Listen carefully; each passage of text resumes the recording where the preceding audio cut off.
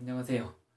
오늘은 글쓰기 강의를 해보도록 하겠습니다. 제가 요즘 글쓰기 강의를 좀 다니거든요.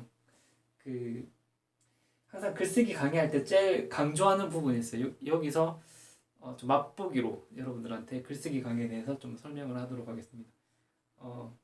일단은 제가 예전에 친구랑 같이 이런 얘기를 한 적이 있어요. 과연 우리가 흔히 말하는 컨텐츠란 무엇인가? 저는 이제 글을 쓰는 입장이기 때문에 컨텐츠가 글이라고 생각을 하거든요. 우리가 어떤 글은 컨텐츠고 어떤 글은 컨텐츠가 아니다. 저는 그런 확실한 기준이 있어요. 저만의 기준이 뭐냐고 하면 일단은 제가 여기 칠판이거든요. 칠판을 제가 이거 하려고 제가 샀어요. 오늘 처음으로 써보는 건데 일단 어찌 될지 모르겠네요. 일단은 보편성 여러분 보이십니까? 너무 작나? 이게 어느 정도 크기인지 모르겠네요. 일단 보편성 글을 쓸 때는요 보편성이 있어야 되는데 제가 한 가지 예시를 들어볼게요. 이거 아니구나.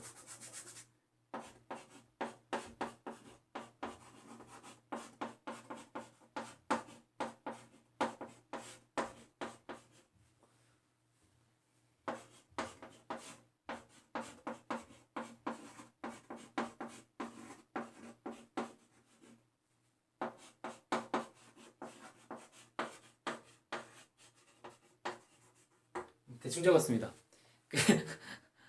이 글은 문화센터는 내 가능성을 보여줬다. 이 글은 제가 실제로 노트에다가 적었던 글이거든요.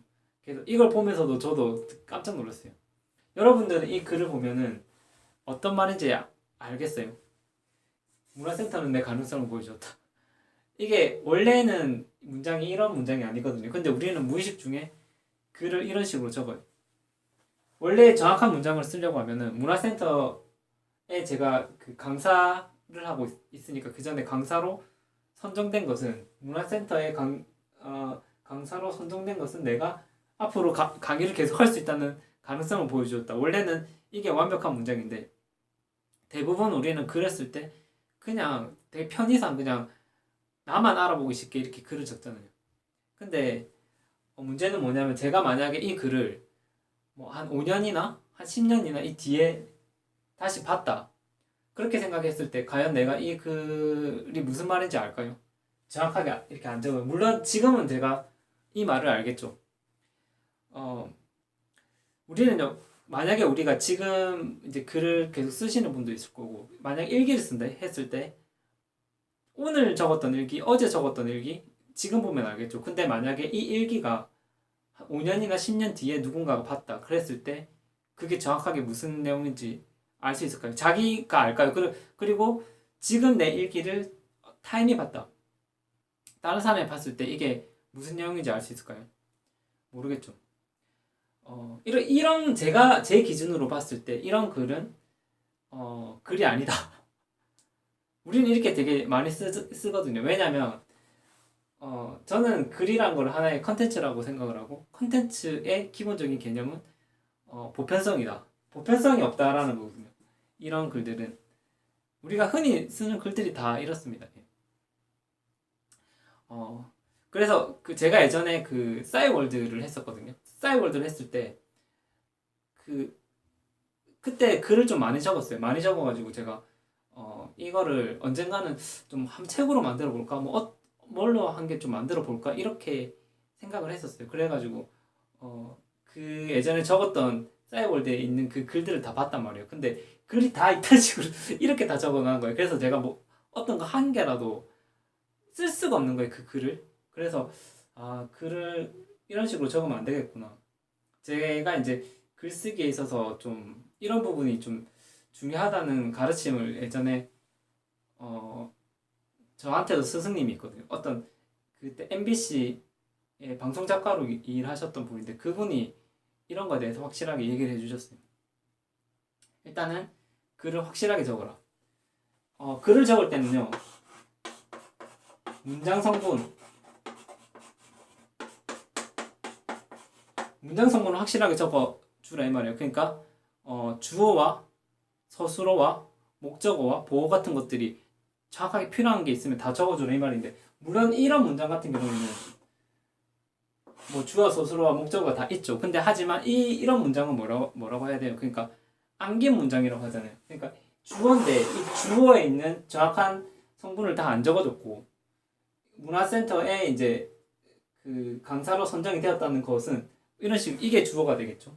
내가 뭐뭐 할 수 있다는 가능성, 이게 그 목적어가 될 건데, 어쨌든 이런 부분들을 확실하게 다 안 적어줬다. 근데 그래도 만약에 내가 그렇게 적어줬으면 되게 그나마 괜찮은 문장이 됐겠죠. 하지만 이런 문장도 그렇게 좋은 문장 아니에요. 왜냐면은 일단은 이게 암긴 문장이라고 하잖아요. 문장이 너무 길어 일단. 그거는 제가 다음에 또 설명을 할 건데, 어쨌든 중요한 거는 문장 성분. 그 영어에서 보면은 1형식 문장, 2형식 문장, 3형식 문장 이런 게 있잖아요. 4형식 문장 뭐 이런 게 있잖아요. 그러니까 뭐 기부 같은 이런 단어, 예를 들면은 이건 4형식이라고 해서 정확하게 주어와 동사, 목적어, 목적보호 이런 게 정확하게 다 있어야지 그게 맞는 문장으로 우리가 인정을 하잖아요. 근데 우리나라에도 그게 없는 게, 우리나라에도 똑같이 그런 게 다 있단 말이에요. 예를 들어서 우리가 이렇게 흔히 적을 때 나는 줬다, 이런 문장도 그냥 우리가 봤을 때는 쓸 수 있어요. 내만 아는 거지. 내만 아는 문장을 이렇게 쓰는 거예요. 근데 우리가 아주 간단하더라도 이런 문장을 적어줬을 때 주다라는 이 동사 그 자체에서 내포하고 있는 게 뭐냐면 사형식 문장이라는 거죠. 이거 뭐 예를 들면 이제 나는 내 동생한테 핸드폰을 줬다, 뭐 이런 식으로 쭉 나와줘야 되거든요. 모든 요소들이 다 있어야 되는데, 혹시나 자기가 글을 적다가 여기에 뭔가 빠진 목적어나 뭐 보어나 뭐 그런 게 소수로 이렇게 한 개라도 빠진 게 없나라고 다 체크를 해줘야 돼요. 그런 면에서 이런 것들이 가장 중요하고, 어쨌든 이런 연습을 계속 하다 보면은, 그러니까 굳이 뭐 내가 이렇게까지 할 필요 있나 싶을 정도로 자기가 정확하게 문장 연습, 주어, 목적어, 보어 이렇게 다 적는 연습을 하다 보면은 이게 점점 컨텐츠가 되어가고 있다라는 걸 느끼실 거예요. 어디에 갖다 붙여도 다 쓸 수 있다는 거죠. 어쨌든 근데 우리가 보통은 이런 경우는 있잖아요. 뭐 일기를 쓸 때 뭐 주어를 생략한다거나, 혹은 뭐 긴 글을 쓸 때 뭐 목적어를 생략한다거나 이런 경우도 있어요. 왜냐면은 너무나 분명하기 때문에, 주어와 목적어가 너무나 분명하기 때문에 이제 그거를 생략하는 경우는 있지만, 원칙은 뭐냐? 원칙은 일단 문장 성분을 전부 다 적어주는 거. 그게 바로 원칙이다. 그겁니다. 일단은 이거 뭐예요? 제가 이제 이걸 좀 강조하는 이유가 뭐냐면, 이렇게 저는 이제 이렇게 다 완벽하게 딱 적는 거, 이게 이제 하나의 컨텐츠고, 이게 하나의 글이고, 그리고 이런 글들이 쌓였을 때 내가 이제 글을 쓰는 목적 중에 하나인데, 이렇게 했을 때 우리가 성장할 수 있다, 이렇게 생각하거든요. 사람이 가장 무서운 게 뭐냐고 하면요, 우리가 이렇게 한 거를 정확하게 글로 안 적잖아요. 그러면요, 우리가 어저께 했던 생각을 오늘 또 하고요. 뭔가 좋은 아이디어가 있거나 이런 것들에 대해서 우리가 글로써 이렇게 정리를 안 하고 넘어가잖아요. 그러면은 계속해서 이렇게 똑같은 생각을 반복하는, 그렇게 되죠. 생각이라는 거는 기억이라는 것 자체는 원래 온전하지 못하고 흩어지기 마련이기 때문인데, 우리가 이런 식으로 좀 정리하는 습관이 좀 되게 중요한 것 같아요. 제가 뭐 예전에 박원순 시장님이 말씀하시는 거 들었는데, 그분은 자기가 어떤 글을 쓰거나 이렇게 할 때 다 이렇게 정리를 한다대요. 뭐 어떤 경험을 하거나 뭐 책을 읽거나 뭔가 느낀 게 있을 때 글로써 이렇게 다 정리하고 넘어가는 그런 게 있고, 유시민 작가 있잖아요. 그분도 텍스트를 되게 좋아하더라고요. 그래서 그분도 되게 항상 자기 일상적인 생활에 있어서 글로써 모든 걸 다 정리하는 그런 게 일상화되어 있더라고요. 저도 마찬가지로 뭐 강의나 책을 읽거나 이렇게 하더라도 그거를 그냥 내가 무슨 생각을 해서 뭘 해야지 이렇게 애매하게 그냥 이렇게 적는 게 아니라 그냥 정확하게 구체적으로 싹 다 적어놔요. 왜냐면은 저는 제 기억력을 못 믿거든요. 여러분들도 만약에 여러분 책을 읽다가 그 다시 그 다음 날 보면 알겠죠. 근데 이걸 만약에 한 달 뒤에 혹은 뭐 몇 달 뒤에 내가 책을 봤을 때 여러분 아마 깜짝 놀라실 거예요. 왜냐면은 내가 기억하고 있는 것보다 내가 생각하는 것보다 훨씬 더 많은 게 생각이 안 나고 이런 내용이 있었나 싶을 정도로 기억이 안 날 거예요. 원래 우리 기억력이란 게 원래 그렇게 한계가 있고요. 근데 이제 텍스트로 정리해 주면은 우리가 뭐 진짜 박원순 시장이나 유시민 같은 사람들하고 이야기를 했을 때 우리가 과연 논리적으로 말을 한다 치더라도 말싸움으로 우리가 이길 수 있을 거예요. 그게 엄청난 데이터거든요. 그 많은 데이터가 다 있다라는 거고 그게 생활화됐다는 건데 생각해보면 우리가 대학이나 이런 데서 뭐 과제 발표를 하더라도 그냥 그때 당시에 과제 발표하고 그리고 그냥 그 다음부터는 뭐 생각 안 하잖아요. 그 다음에 뭐 책이나 그 다음에 뭐 여러 가지 일을 하는 거에 있어서 항상 우리는 뭐 그냥 그때마다 그냥 이런 게 있었지 하고 그냥 넘기는데 그거를 정리한 게 하나도 없단 말이에요. 저 같은 경우에는 그 밴드 있잖아요. 밴드에 비공개 밴드가 되게 많아요. 이게 그 밴드 만들기 위해서 몇 개를 만들었죠. 되게 한 열 몇 개가 있는데 그중 한 개는 뭐 글쓰기에 대한 거, 한 개는 강의 내용에 대한 거, 그리고 뭐 한 개는 뭐 뭐지? 하여튼 주제별로 심리 상담에 대한 거, 팟캐스트에 대한 거 이렇게 주제별로 다 그 비공개 밴드가 있거든요. 저만 볼 수 있는 거. 이제 그런 식으로 내가 어떤 경험 같은 것들을 항상 글로 다 적어요. 이제 그만큼 저는 접근성이 되게 중요하다는 건데 이게 텍스트를 할 때는 항상 노트북을 들고 다니는 것도 되게 좋은 습관이죠. 왜냐하면 생각난 게 있으면 바로바로 이제 글로 적는 거 이런 식으로 정확하게 이제 저는 항상 그 가방에 노트북은 약간 살짝 무겁잖아요. 그러니까 가방에 블루투스 키보드를 가지고 다니거든요. 그 블루투스 키보드에 보면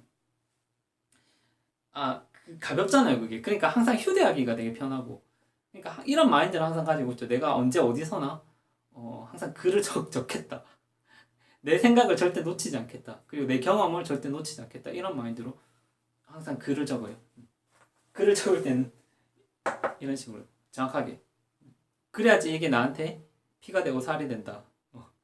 근데 우리가 살다 보면은 엄청나게 그 방대한 양의 데이터를 다루잖아요. 지금 내 친구가 얼마 전에 이런 얘기, TMI라고 혹시 알아요? Too much information.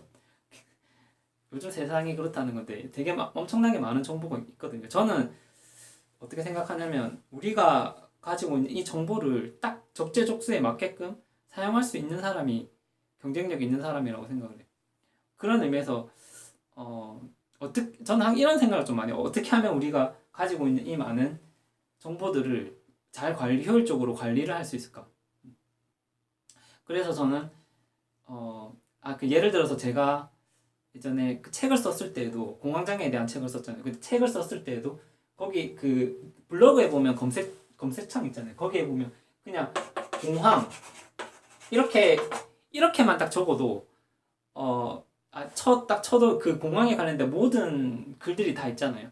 요즘 세상에는 에버노트도 마찬가지고 뭐 밴드도 마찬가지고 블로그도 마찬가지고 그냥 단어 하나만 치면은 내가 그 단어에 대해서 했던 생각들이나 이런 것들이 문단으로 쫙 다 뜨잖아요. 그래서 이렇게 한꺼번에 그 많은 자료를 우리나 컨트롤할 수 없지만 뭐라 해야 되지? 하나의 어떤 단어를 찾으면은 거기에 대해서 연관되어서 그 정보들이 다 뜨니까 되게 쉬운 것 같아요. 그러니까 중요한 개념은 뭐냐면 컨트롤 F. 그러니까 찾는 버튼. 한글 문서도 되게 방대한 양에 있어서 컨트롤 F 아니면 윈도우에서도 그 찾기 버튼 그런 게 있잖아요. 그걸 해서 이제 정보를 자기가 그런 식으로 컨트롤 한다는 건데 그렇게 하기 위해서는 일단은 모든 것을 텍스트화 시켜야 된다. 자기가 텍스트화 시키고 나서 그 다음에 그거를 컨트롤 F까지 정확하게 사용할 수 있어야 된다. 저는 이런 과정을 좀 많이 설명을 하고 있어요. 아무리 방대한 양이라도 우리가 이렇게 컨트롤 F 잘 쓰면요 다 컨트롤 할 수 있거든요. 그럼 뭐 여러분들이 뭐 나중에 이걸로 무엇을 하든지 책을 쓰든지 책을 쓰는 데는 확실히 유리하고 책을 쓰든지 뭐 다른 어떤 정보가 딱 필요할 때 다 쓸 수 있겠죠. 그 다음에 제가 아까 컨텐츠 얘기했는데 그 컨텐츠 제가 이 보편성에 대해서 계속 설명을 한 거거든요. 모든 이건 다 보편성이다. 컨텐츠는 이렇게 보편적인 거야 되고 또 하나는 뭐냐면 제가 생각할 때 뭔가 일이라도 사람들한테 도움이 되는 이로운 것 어떤 거 그거만 있으면 돼요. 그거를 보편적으로 풀어낸 거. 그러니까 여러분들이 다른 게 필요 없고 저는 글이라는 것도 이렇게 계속 쓰다 보니까 점점 이렇게 돈이 생기는 거예요. 그게 뭐 물론 책을 통해서든지 뭐 기사를 통해서든지 아니면 뭐 또 다른 뭐 제가 뭐 예스 파블로그 선정이 되어서 돈이 생기든 어떤 식으로든 돈이 조금씩 생기는 거예요. 이제 그게 왜 그러냐라고 생각을 해보니까 뭔가 사람들한테 조금이라도 도움이 될 만한 것들을 한 개씩 적어 나가는 그것부터가 돈인 것 같아요. 왜냐하면 돈이란 개념을 저는 어떻게 봤냐면 그냥 사람들한테 이로운 어떤 것 이거를 제공했을 때 우리가 돈을 받잖아요. 뭐 음식을 만드는 것도 마찬가지고 어떤 서비스를 해주는 것도 마찬가지고 다 이런 식으로 다 돈을 버는데 글이란 것도 가장 기본적인 마찬가지죠. 그러니까 내가 혼자만 알고 있는 어떤 것들은 되게 그냥 아무 큰 의미가 없는 것 같아요. 내가 혼자만 알고 있다고 해서 또 그것도 내 것도 아니에요. 왜냐면 아까도 말했다시피 인간이란 거는 원래 기억력은 이렇게 날아가기 마련이니까 그거를 확실히 정리하고 글로 적는 그 순간에 나 안에 다른 사람들이 그거를 공유할 수가 있고 거기서 정보를 얻을 수가 있고 그때 그렇게 될 때 그 가지고 있었던 그 글이 좀 더 장기적이고 보편적인 어떤 것이 되는 그 순간에 어떤 가치가 창출된다라고 생각하거든요. 그래서 여러분들 오늘은 글쓰기 강의 내용 중에 컨텐츠란 무엇인가에 대해서 이야기를 했어요. 제가 아직까지 익숙하지 않은데요. 어쨌든 여러분들 다음에 또 더 좋은 강의로 찾아뵙겠습니다.